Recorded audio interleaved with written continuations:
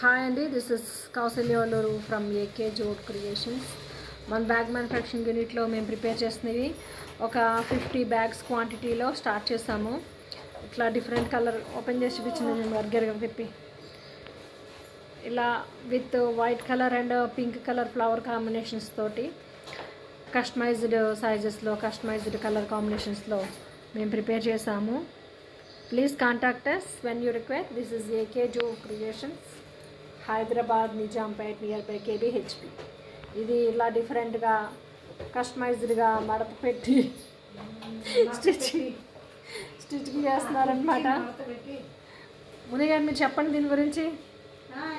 పాట ఏమన్నా పాడతారా? మడత పెట్టి కుట్టేస్తున్నారు వన్నీ గారు.